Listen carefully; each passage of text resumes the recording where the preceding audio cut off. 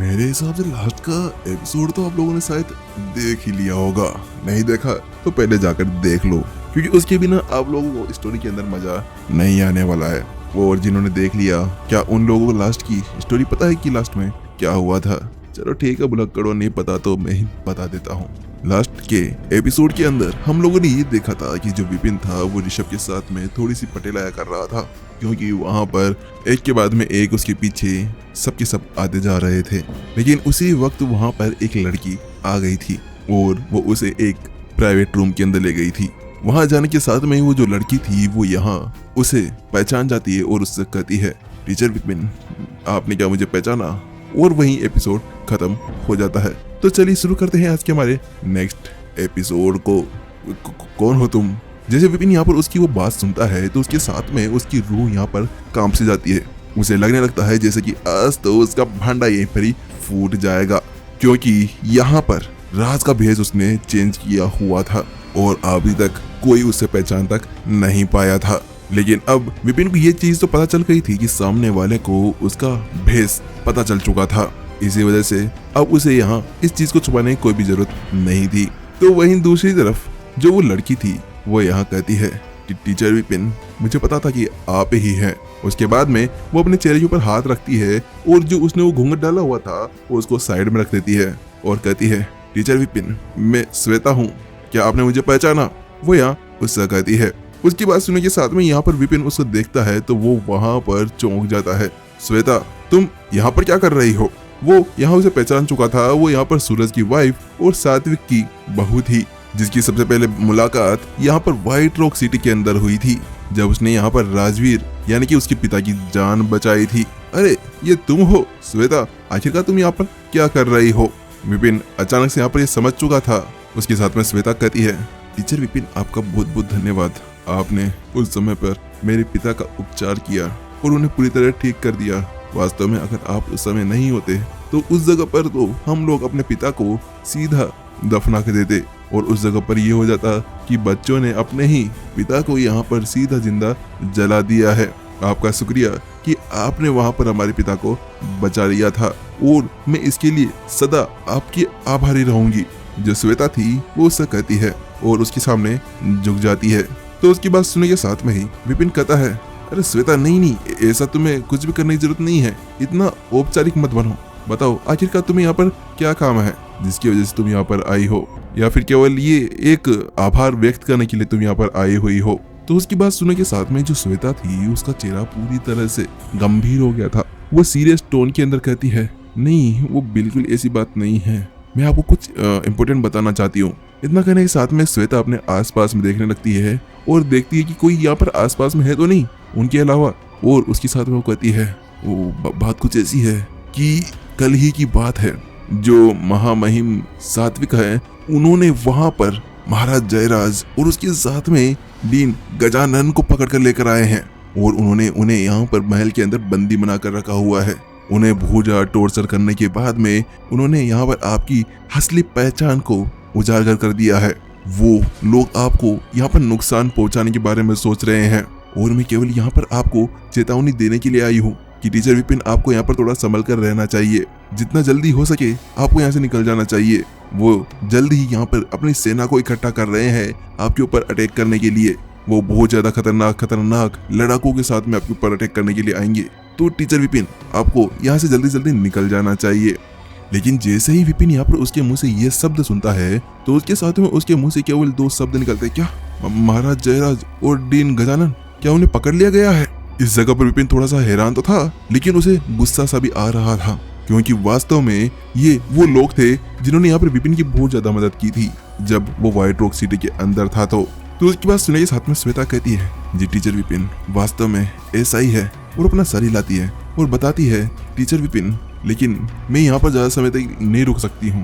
बात कुछ ऐसी है कि केवल आपको ये जानकारी देने के लिए मैं गुप्त रूप से यहाँ पर आई हूँ। इसी वजह से मैं आपके साथ में ज्यादा बात नहीं कर पाऊंगी।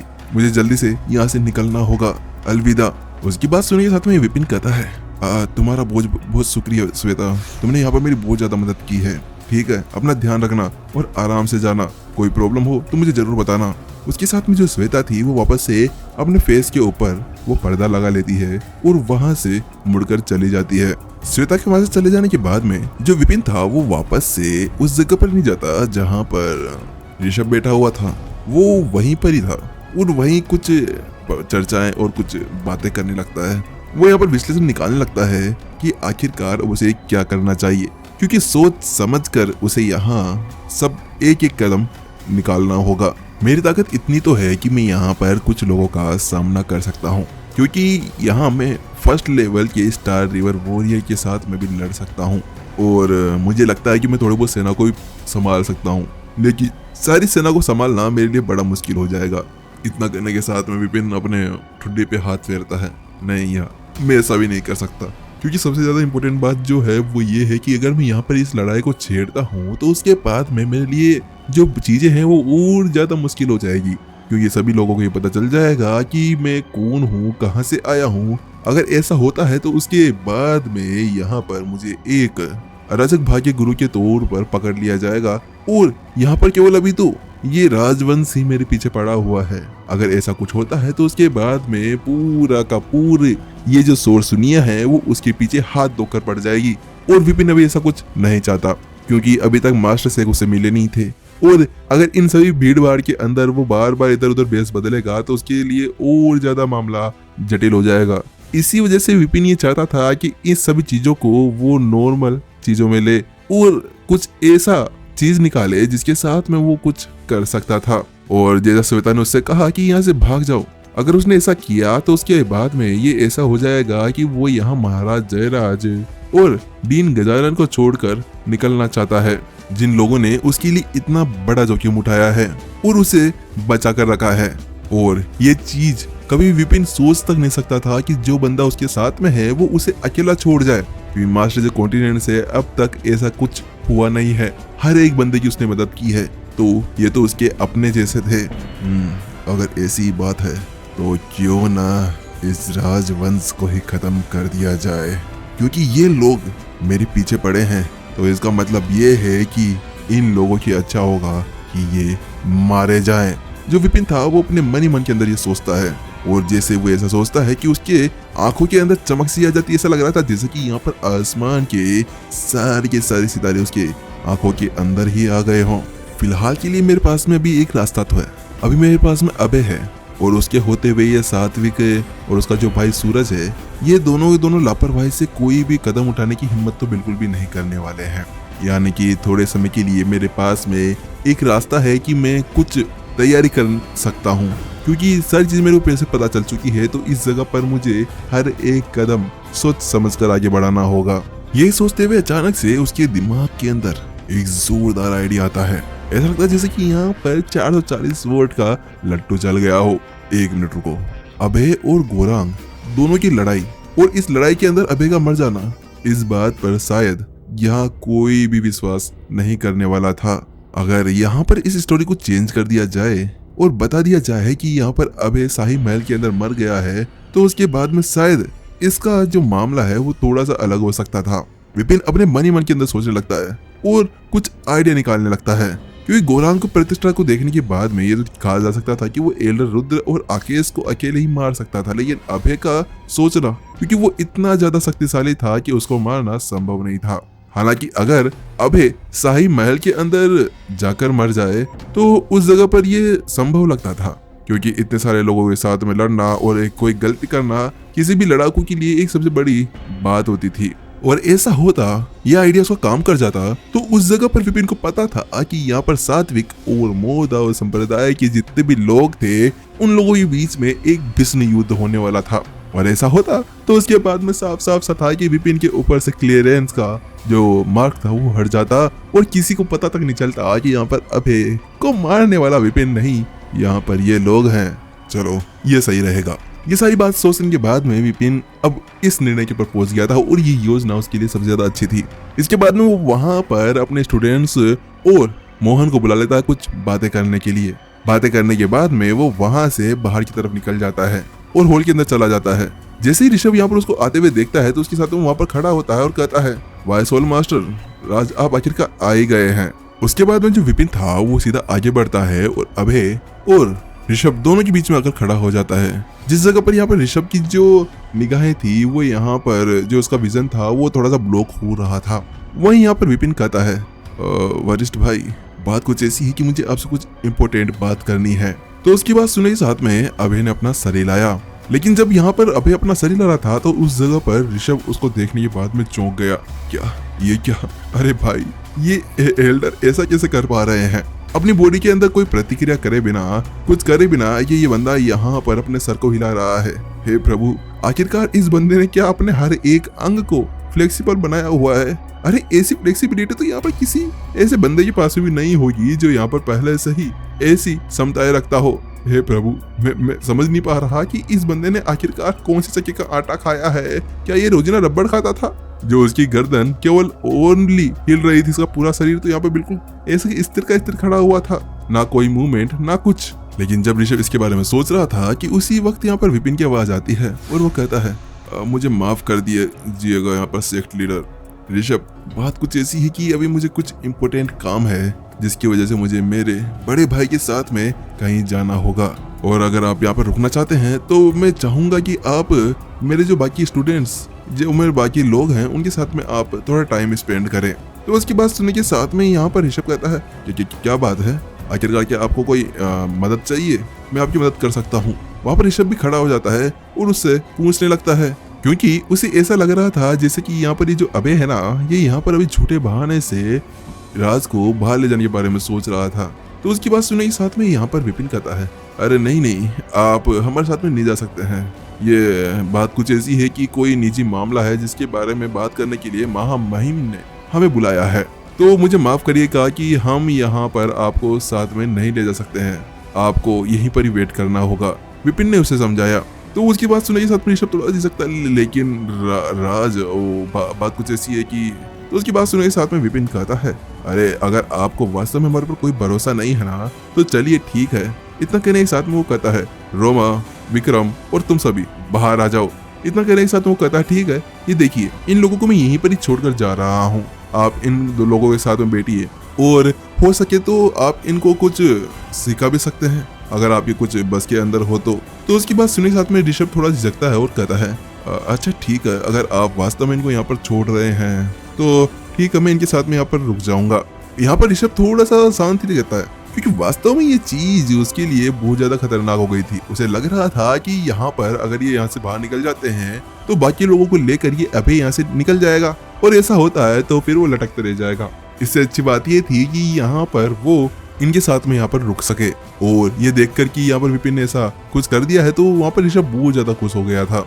इतना कहने के साथ में ही यहाँ पर जो विपिन था वो उन सभी को निर्देश दे देता है और अभय की तरफ पलटता है और कहता है, तो सीनियर भाई क्या हम चल सकते हैं? तो उसकी बात सुनने के साथ में अभय भी अपना मोदा उठाता है और वहाँ पर खड़ा हो जाता है और वहाँ से बाहर चला जाता है। विपिन भी उसके पीछे पीछे चला गया, लेकिन जब वो पीछे जा ही रहा था कि उसी बीच वाइस होल मास्टर राज, रुको, मुझे कुछ काम है, मुझे आपको कुछ बताना है। गोरांग भी वहाँ पे जल्दी से उठता है और उसके पीछे पीछे चला जाता है। समूह को बाहर निकलते हुए देखकर जो ऋषभ था वो अपनी जगह पर बैठा रहा। उसके चेहरे के ऊपर एक हल्की सी उदासी थी, लेकिन उसके बाद में वो अपने सामने बैठे हुए रोमा, आरव, इन लोगों को देखता है और उनको देखने के साथ में कहता है, चलो ठीक है, एक चिंता तो मेरी खत्म हुई कि ये लोग यहीं पर ही हैं, तो इसके साथ में मुझे कोई भी दिक्कत नहीं होने वाली है, क्योंकि एकमात्र जो रुचि है मेरी इन लोगों के अंदर है। अगर ये लोग यहाँ पर है तो मुझे उन लोगों की कोई भी फिक्र नहीं होनी चाहिए। विपिन भी अब वहाँ हॉल से बाहर निकल जाता है और बाहर निकलने के बाद में वो यहाँ अपनी नई दुनिया का वो गेट खोलता है और उस जगह पर अभय और गोरांग की लाश को भेज देता है, क्योंकि इस जगह पर अभी उसकी कोई इम्पोर्टेंस नहीं लगी थी। इसके बाद में जो विपिन था वो जल्द ही यहाँ पर अभय का वेश धारण कर लेता है और उसके कपड़े पहन लेता है। उसके बाद में वो अपने हाथ के अंदर मोदाव को उठा लेता है। इस जगह पर विपिन था, जो उसकी आभा थी वो वास्तव में अभय की जैसे हो गई थी। अगर यहाँ पर गोरांग भी जिंदा होता तो उस जगह पर वो भी उसका सेम टू सेम पहचान नहीं पाता। उसी वक्त वहां पर मोहन आता है और वहां जो विपिन था वो उसे सब कुछ समझा देता है कि उसे यहाँ पर क्या करना है। वो उससे कहता है, मोहन ध्यान रखना, अगर यहाँ पर कुछ भी होता है, ऋषभ अपनी मनमानी करने लगता है तो उसके साथ में तुम्हें उसके अंदर हस्तक्षेप करना है और यहाँ पर सब कुछ संभालना है। तो उसके बाद सुनने के साथ मोहन कहता है, अरे मालिक, आपको चिंता करने की कोई भी जरूरत नहीं है, मैं वास्तव में सब कुछ संभाल सकता हूँ, और इसके अलावा ये छोटा चूजा भी मेरे साथ में है ना, तो हम लोग मिलकर आराम से उस बंदे को रोक सकते हैं। चिंता मत करिए, आप आराम से जा सकते हैं। जो मोहन था वो यहाँ पर उसे बहुत ज्यादा आत्मविश्वास के अंदर करता है। तो विपिन भी अपना सर हिला देता है। वो जानता था कि यहाँ पर जो वो काला चूचा छोटा चूजा है वो यहाँ पर कोई नॉर्मल इंसान नहीं है, वो एक ऐसा पक्षी है जो यहाँ पर किसी की भी हालत खराब कर सकता था। हाँ चलो उसके हरा नहीं, लेकिन वो थोड़ी देर समय के लिए तो उसको रोक सकता था ना। उसके बाद सुनने के साथ में विपिन कहता चलो ठीक है, मेरे जाने का समय हो गया है, मैं जल्द ही वापस लौटता हूँ। इतना करने के साथ में अगले ही पल जो विपिन था वो एक तारे की तरह वहां से निकल जाता है। वो ऐसा लग रहा था जैसे कि एक मीटेरोइड हो जो आसमान से तेजी से गुजर रहा हो। उसके पीछे केवल एक लाइट की लाइन बनकर रह गई थी।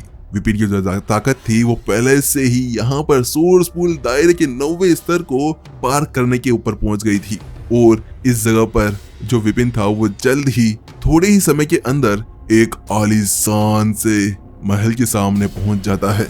आसपास का एरिया कहीं ज्यादा बड़ा था, उसके ऊपर एक फॉर्मेशन लगाई गई थी। वो जो एरिया था उसके अंदर कई सारे सैनिक तैनात भी थे जो गश्त से लगा रहे थे।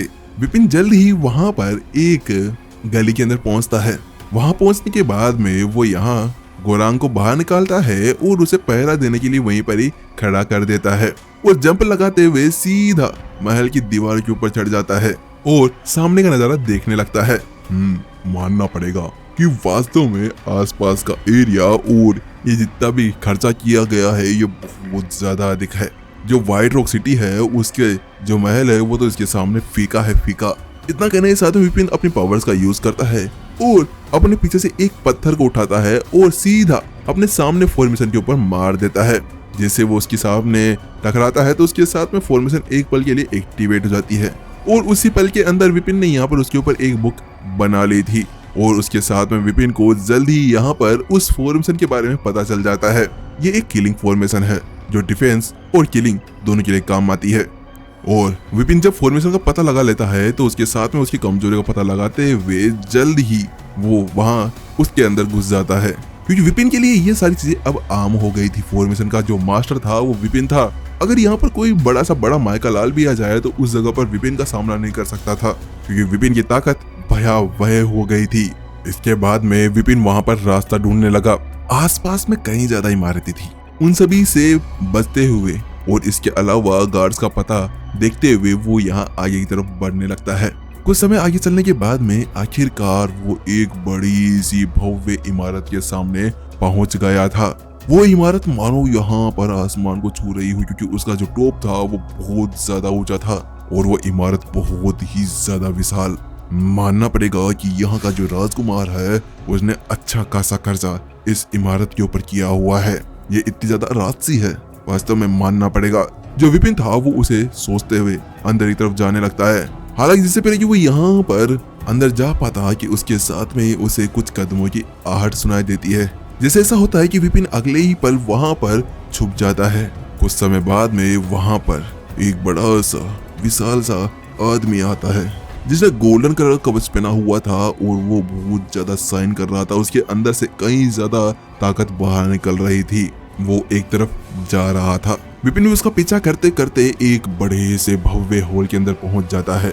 इस जगह विपिन ने अपनी एनर्जी के ऊपर बहुत ज्यादा कंट्रोल किया हुआ था, जहाँ पर नॉर्मल तो कोई देख भी नहीं सकता था, और हानिवान शहर के अंदर कोई इस एनर्जी का पता लगा ले ऐसा हो नहीं सकता था। उस जगह पर विपिन एक कोने के अंदर घुस जाता है और वहां पर अपने आप को ऐसा छुपा लेता है जैसे कि गिरगिट ने कोई अपना रंग बदल लिया हो। वहीं दूसरी तरफ वो देखता है वो यहाँ पर जो गोल्डन कवच पहना हुआ वो इंसान था, वो यहाँ झुकता है और कहता है, महाराज जैसा कि आपने कहा था हमने वो काम कर दिया है। उस इंसान ने आखिरकार अपना मुंह खोल दिया है, हमने उससे सब कुछ बाहर निकाला है। तो उसके बाद सुनने के साथ में यहाँ पर महाराज कहता है, बहुत अच्छे, अंदर लाओ उसे। सात्विक यानी महाराज अपनी बुलंद आवाज के अंदर कहता है। वो देखने से ऐसा लग रहा था जैसे कि बहुत ही ज्यादा गुस्से के अंदर हो। उसकी आवाज को सुनने के साथ में कुछ देर बाद वहाँ गोल्डन गार्ड आते हैं और वो वहाँ पर एक हरे कपड़े पहने हुई लड़की को अपने साथ में लेकर आते हैं। वो कोई और नहीं श्वेता थी। अभी उसकी जो राजसी रूप था वो पूरी तरह से गायब हो गया था। इस जगह पर अभी उसके बिखरे बालों और फटे हुए कपड़ों ने ले ली थी। उसके ऊपर कई ज्यादा निशान बने हुए थे। ऐसा लग रहा था जैसे कि उसे बहुत बेरहमी के साथ में मारा गया हो। आगे चलो। वो जो गार्ड था वो यहाँ अपने भाले की नोक पर श्वेता को आगे की तरफ धक्का देता है। तो उसके साथ में श्वेता कहती है, रुक जाओ, मैं खुद आगे जा सकती हूँ, तुम्हें ऐसा कुछ करने की जरूरत नहीं है। श्वेता ये बात अपने दांत पीसते हुए कहती है। उसे वास्तव में अभी गुस्सा सा आ रहा था। जैसे ही यहाँ पर वो अंदर आती है तो उसके साथ में विपिन की निगाहें उसके ऊपर पड़ जाती है। क्या ये यहाँ पर ये वही लड़की? श्वेता, आखिरकार इसके साथ में ये सब कुछ क्या हो गया? सात्विक अपने सिंहासन के ऊपर बैठा हुआ था, जबकि सूरज के हाथ के अंदर एक चाबुक था और वहीं पर ही बंधे हुए थे प्रिंसिपल गजानन और महाराज जयराज। दोनों खून से लथपथ थे और उन्हें एक तख्ते के ऊपर बांधा हुआ था। उनके दोनों हाथ क्लोज के अंदर थे और उन्हें बहुत बुरी तरह से टॉर्चर किया गया था। उनको देखकर कोई ये बता नहीं सकता था कि वो लोग जीवित हैं या मर चुके हैं। वहीं जैसे ही यहाँ पर विपिन ने उनको देखा तो उसके साथ में उसका गुस्सा फूट पड़ता है। इन लोगों की इतनी हिम्मत, वो मन ही मन के अंदर सोचने लगता है। हालांकि विपिन ने पहले ये सोच लिया था कि इन लोगों की हालत खराब होने वाली है, लेकिन उसने ये नहीं सोचा था कि उन्हें इतनी बुरी तरह से मारा जाएगा कि उनकी जो खाल थी वो फटी हुई थी। ऐसा लग रहा था किसी ने चाकू से उनके ऊपर जख्म कर दिए हो। वहीं जब विपिन इसके बारे में सोच रहा था कि गार्ड ने आखिरकार श्वेता को जमीन के ऊपर गिरा दिया। गोल्डन गार्ड कहता है, महाराज, जैसा कि आपने मुझसे कहा था, मैंने यहाँ पर राजकुमारी का पीछा किया और मैंने पाया कि ये यहाँ पर वाइस होल मास्टर राज के घर पर गई थी। वहाँ पर जो वो गोल्डन गार्ड था वो सात्विक से कहता है। तो उसकी बात सुनने के साथ में सात्विक की आंखें सिकुड़ जाती है और वो कहता है, मैंने तुमसे क्या कहा था राजकुमारी श्वेता? मैंने तुम्हें चेतावनी दी थी कि तुम्हें यहाँ पर विपिन से मिलने बिल्कुल भी नहीं जाना है। मैंने पहले तुम्हें ये सब कुछ बता दिया था, लेकिन फिर भी तुम वहाँ पर क्यों गई? तो उसकी बात सुनने के साथ में श्वेता कहती है, ठीक है महाराज, अगर आपको मेरे बारे में पता चल गया है तो ये अच्छी बात है। अब मैं यहाँ पर आपसे कुछ भी नहीं छुपाने वाली हूँ। ये बातें कहते हुए उसके चेहरे के ऊपर एक मुस्कान सी थी। वो कहती है, मैं तो यहाँ पर उन्हें बचाना चाहती थी। आखिरकार वो इंसान है जिसने मेरे पिता की जान बचाई थी। उन्हें एक ऐसी स्थिति से बाहर निकाला था जिसके अंदर वो मरने वाले थे। तो ऐसा कैसे हो सकता है कि एक ऐसे बंदे को मैं बिना फालतू इस चीज के अंदर धकेलूं? बस इतना सही कारण है जिसकी वजह से मैंने ऐसा सब कुछ किया। उसकी बात सुनने के साथ में ही जो सूरज था वो कहता है, तुम्हारी इतनी हिम्मत कैसे होगी बेवकूफ लड़की? तुम्हारे लिए मैंने क्या क्या नहीं किया, हर एक चीज की मैंने। तुम्हें एक ऊंचा पद दिया, तुम्हें सब कुछ दिया, पैसा दिया, दौलत दी, शोहरत दी, फिर भी तुमने मेरे साथ में विश्वासघात करने की कोशिश की। आखिरकार ये सब कुछ चीजें देने के बाद में भी तुम ऐसा कैसे कर सकती हो? तो उसकी बात सुनने के साथ में ही यहाँ पर जो श्वेता थी उसके चेहरे के ऊपर एक मुस्कान सी आ जाती है। वो कहती है, क्या सब दिया? सब दिया, लेकिन उससे पहले तुमने मेरे से मेरा वो सब कुछ लौट लिया। इतना कहते हुए जो श्वेता थी उसकी आंखों के अंदर से आंसू से आते हुए और कहती है, जीवन भर मेरे पिता एक अच्छे संगीतकार रहे हैं। आपके महल के अंदर काम किया है उन्होंने, हर पल आपकी सेवा की है। बस एक कारण कि वो देर से आए तो उस जगह पर आपने उन्हें मौत की सजा तक सुना दी। मेरे पिता ने यहाँ पर अपने घुटने टेक कर महल के बाहर 3 दिन तक आपसे माफी मांगी और गुंजाइश की। उस जगह पर आपने उन्हें माफ तो किया, लेकिन उसके बाद में भी आपने उनकी इतनी गंभीर तरह से पिटाई की थी, उसके साथ में उनकी हालत बहुत ज्यादा खराब हो गई।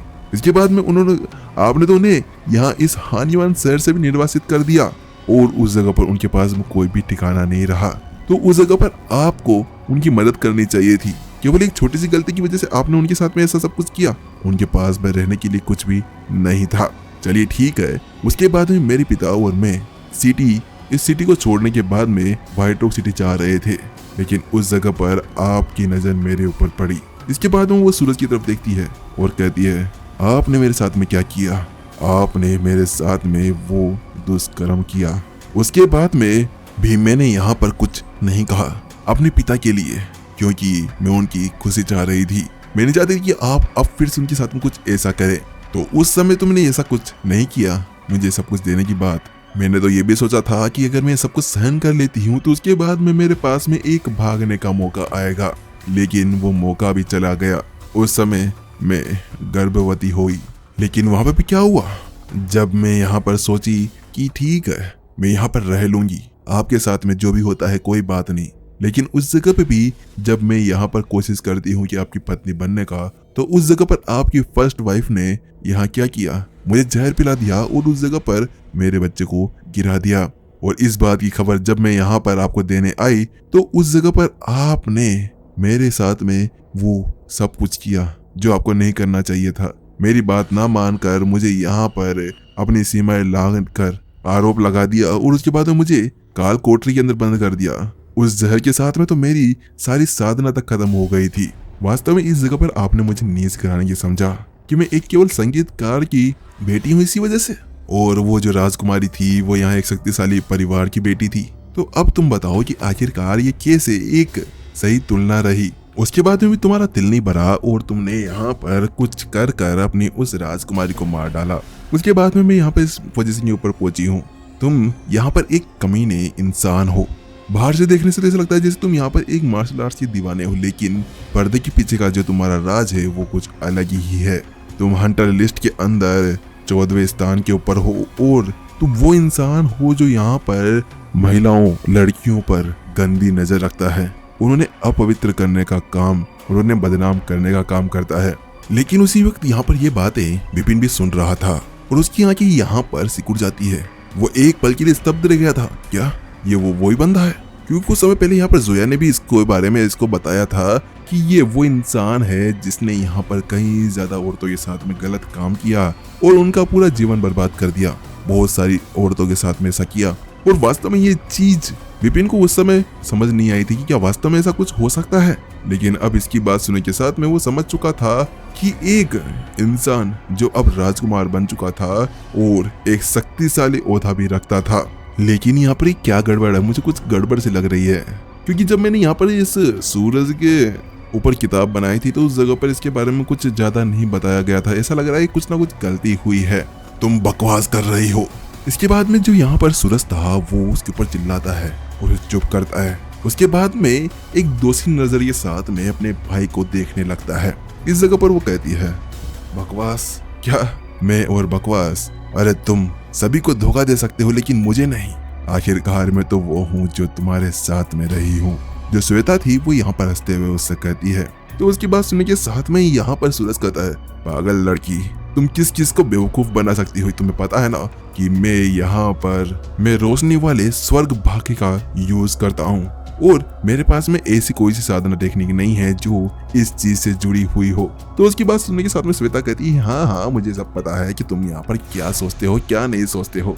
मुझे तुम्हारे बारे में नहीं पता होगा क्या? हाँ ठीक है, मुझे पता है कि तुम्हारे पास में ये जो स्वर्ग भाग्य है वो तुम्हारा स्वर्ग भाग्य है, लेकिन तुम इसके अलावा एक आत्मा टेक्निक का यूज करते हो जो एक गुप्त मार्शल आर्ट टेक्निक है जो शायद बैंड भी है। तुम उसी का यूज करते हुए यहाँ पर किसी भी लड़की के सपने में चले जाते हो और वहाँ पर चुपचाप उनके साथ में गलत काम करते हो। ये एक बलात्कार है जिसके बाद में लड़कियां अपना होश खो देती है और वास्तव में अपने आप को शर्मसार महसूस करने लगती है। उसकी बात सुनने के साथ में सूरज आगे बढ़ता है और अगले ही पल उसके गले को पकड़ लेता है और कहता है, तुम चुप रहो। तुम्हारी इतनी हिम्मत कैसे हो गई मेरे ऊपर ऐसा कुछ इंजाम लगाने की? और उसके बाद में उसे मारने के लिए तैयार बैठा था। लेकिन उसी वक्त वहां पर सात्विक की आवाज आती है, सूरज बस करो। लेकिन उसकी बात सुनने के साथ में यहाँ पर सूरज कहता है, लेकिन बड़े भाई आप इसकी बातों के ऊपर यकीन मत करिए, ये सब झूठ बोल रही है, ये झूठी है झूठी। तो उसकी बात सुनने के साथ में यहाँ पर सात्विक चुपचाप सा कहता है, क्या मुझे इसके बारे में पहले से ही पता है। तुम्हें क्या लगा कि मैं इसके बारे में नहीं सोचता? मुझे इसके बारे में नहीं पता? अरे इसके बारे में तो मुझे पहले 8 साल पहले ही पता चल चुका था। उस समय तुम्हें याद है कि एक काम करने वाले मंत्री की बेटी के ऊपर तुमने क्या किया था? वो बेचारी इतनी ज्यादा शर्मसार हो गई कि उसने वहीं पर ही आत्महत्या कर ली। वो तो अच्छी बात है कि मुझे इसके बारे में पता चल गया और मैंने उसके पिता को भी वहां पर मौत की घाट उतार दिया। 6 साल पहले वाली बात याद है तुम्हें, जिस जगह पर तुम यहाँ पर शांति वार्ता के दौरान हांजी राजवंश के अंदर गए थे?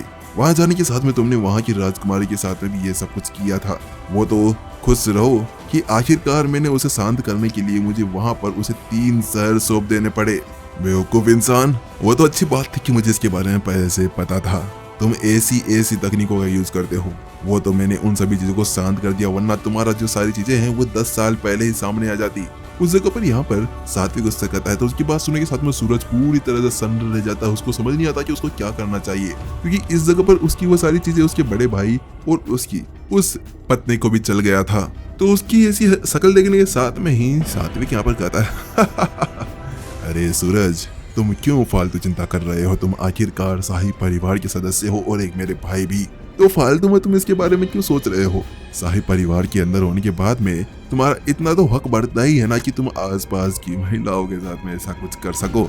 अरे ये तुम्हारी मर्जी है, तुम उनके साथ में जो करना चाहो तुम कर सकते हो। अरे कोई बात नहीं, यहाँ पर तुमने कितने के साथ में मजे किए हो, कोई बात नहीं। तो उसकी बात सुनने के साथ में सूरज कहता बड़े भाई आप बहुत ज्यादा अच्छे हो, धन्यवाद, आपने मेरी बात समझ ली।